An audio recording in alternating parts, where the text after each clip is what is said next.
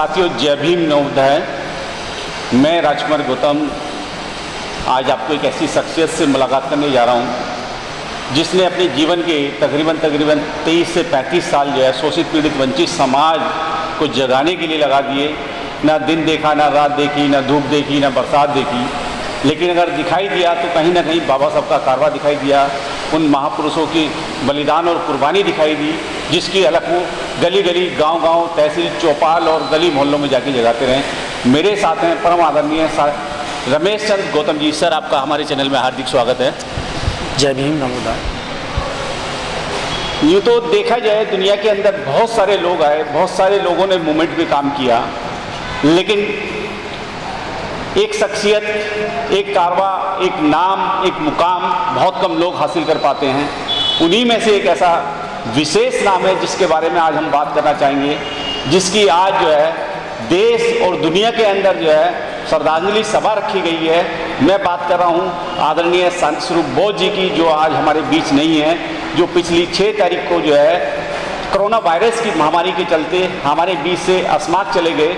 और देखा जाए तो उनकी क्षतिपूर्ति तो खैर नहीं हो सकती, उनका जो खालीपन है वो भी नहीं भरा जा सकता, लेकिन उनके आचार विचार, उनकी बातें, उनसे हम जो है कुछ ना कुछ लाभ ले सकते हैं। तो मैं आपको बता दूं कि शांति स्वरूप बोस जी का जन्म जो है 2 अक्टूबर 1949 को हुआ था और 70 वर्ष की आयु में उनका देहांत हो गया। तो आज उसी के बारे में, उसी सिलसिले में हम चर्चा करेंगे। तो सर रमेश चंद्र गौतम जी, जैसे कि आदरणीय शांति स्वरूप बोस जी हमें जो है अस्माक के ऐसे मौके पर छोड़ के गए कि जिस तरीके से 6 दिसंबर 1956 में बाबा साहब अस्माक एकदम चले गए थे, लेकिन बाबा साहब की जोर थी उस समय पे, बहुत सख्त जोर थी। ऐसे ही आप जो मामला चल रहा है देश और दुनिया के अंदर, ऐसे में शांति स्वरूप बोस जी की बहुत सख्त आवश्यकता थी। तो आप क्या कहना चाहेंगे? सबसे पहला सवाल मेरा यही था कि क्या हमें अभी और उनके कुछ समय चाहिए था?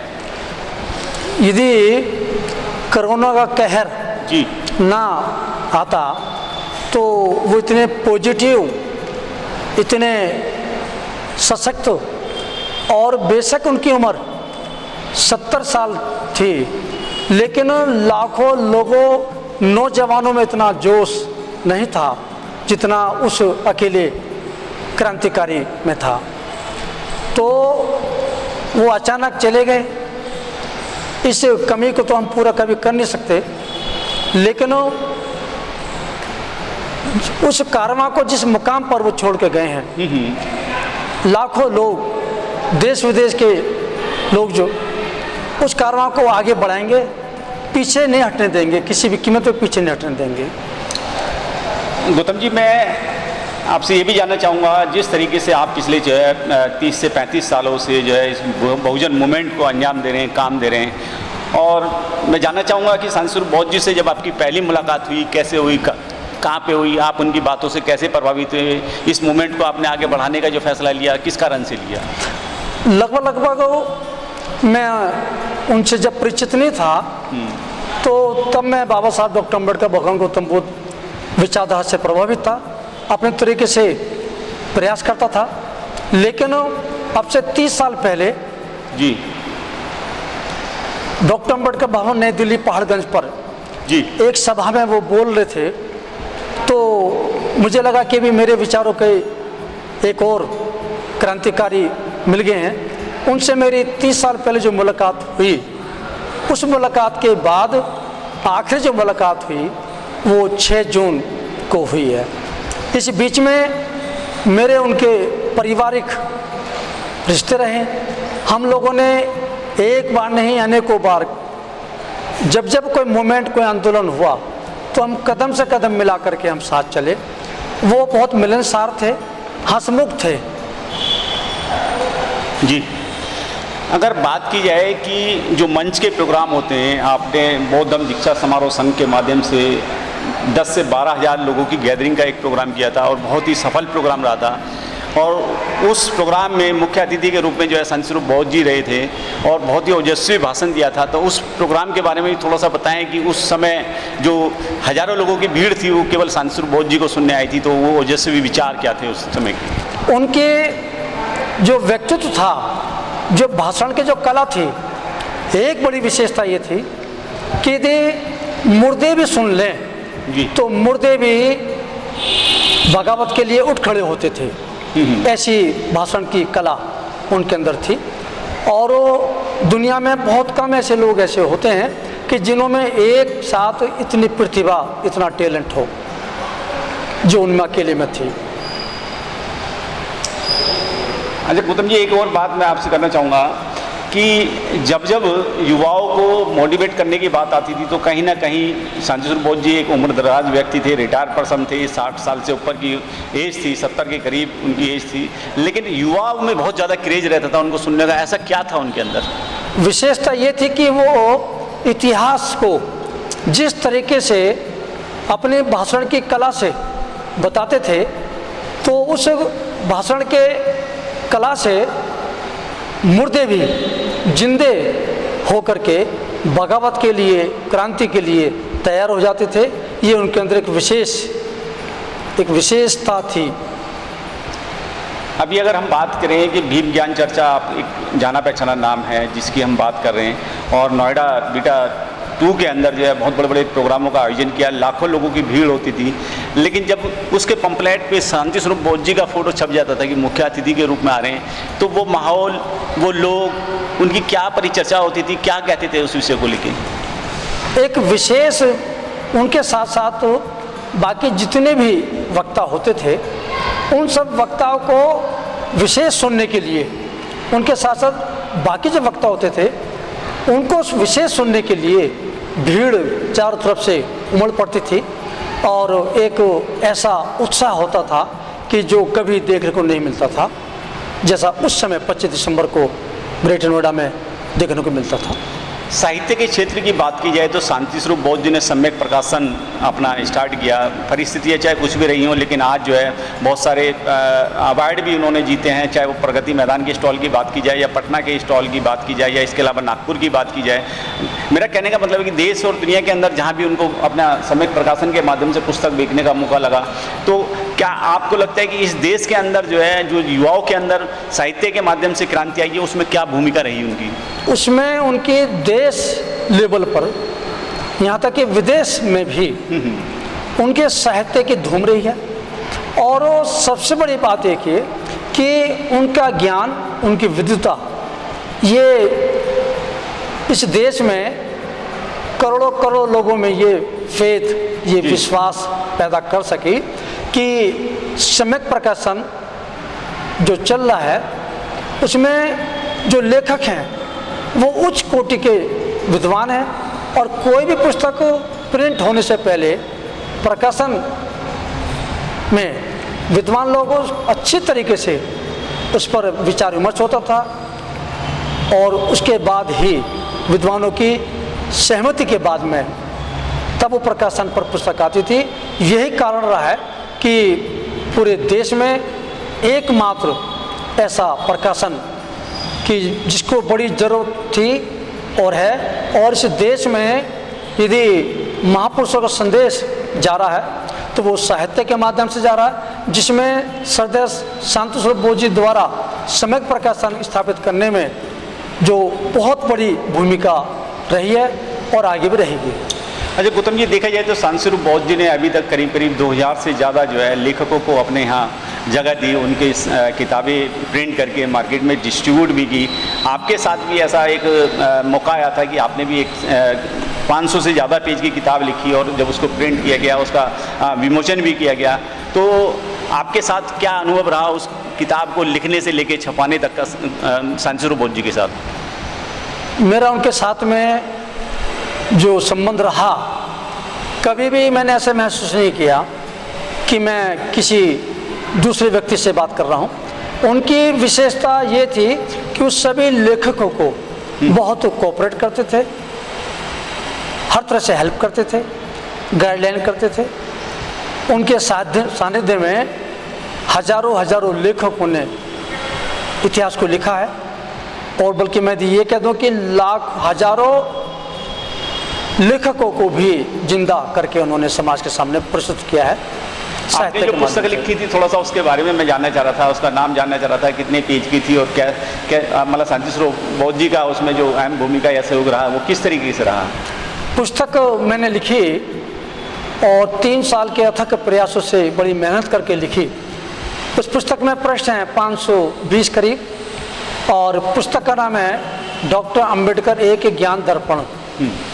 और वो उसका विमोचन 7 जुलाई को आपके दिल्ली के शाह ऑडिटोरियम में हुई। उसमें अनेकों लेखक थे और जिसमें सरदार श्याम चंद्र बोस जी के द्वारा और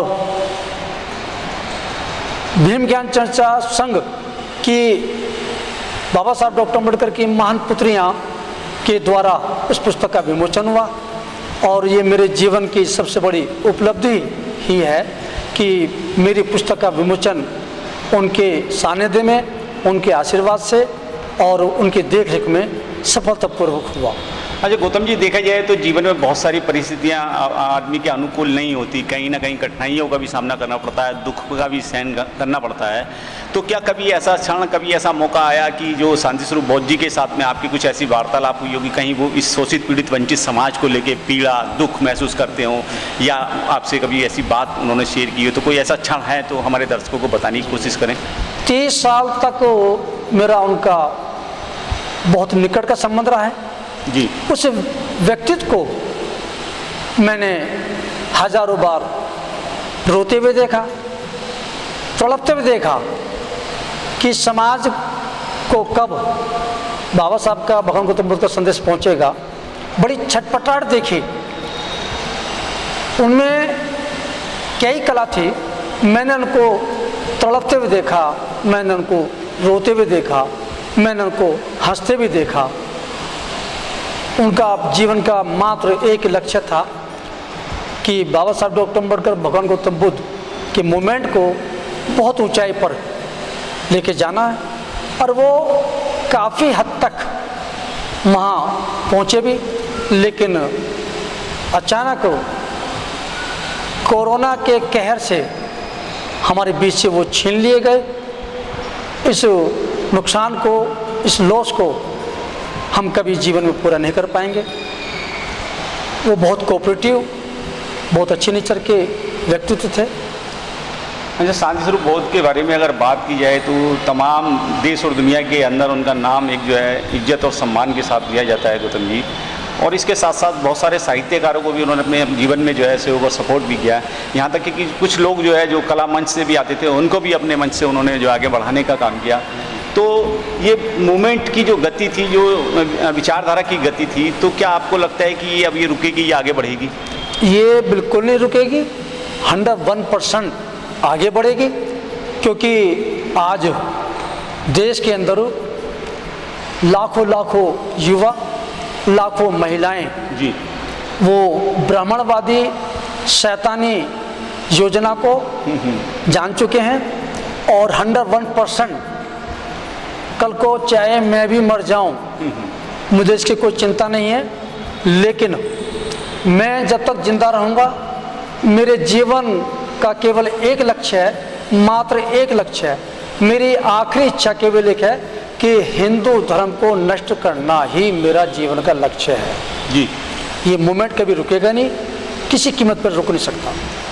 गौतम जी, एक और मेरे को सवाल अभी मेरे जहन में आया, उसके बारे में जानकारी चाहूँगा। जिस तरीके से कुरान की बात की जाए, गीता की बात की जाए, बाइबल की बात की जाए, या इसके अलावा रामायण की बात की जाए, लोग चौपाइयों पर रख के उसको पढ़ने की बात किया करते थे, लेकिन एक दर्द और एक टीस जो है शांति स्वरूप बौद्ध जी को थी कि मैं एक ऐसा साहित्य बनाऊंगा जिसका वजन भी 5 किलो होगा, जिसके हर पेज पे जो है बिल्कुल एकदम अच्छे से अच्छे डिजाइनदार फोटो भी होंगे, बातें भी होंगी, और वो भगवान बुद्ध और उनका धर्म उन्होंने जो है जब वो साहित्य उन्होंने प्रिंट किया, उसका विमोचन भी किया था। आपकी भी अहम भूमिका रही उस बारे में, उसको प्रकाशित कराने में, क्योंकि वो एक ऐसा साहित्य था जिसको जो है लोगों के सहयोग से उसको बनाया गया था। तो उसके बारे में थोड़ा सा हमें बताइए, क्योंकि शांति स्वरूप बौद्ध जी ने उस विषय पे बहुत काम किया था। उनके अंदर एक जो सबसे बड़ी विशेषता ये थी कि वो पुरानी चली आ रही लकीर को नहीं पीटते थे।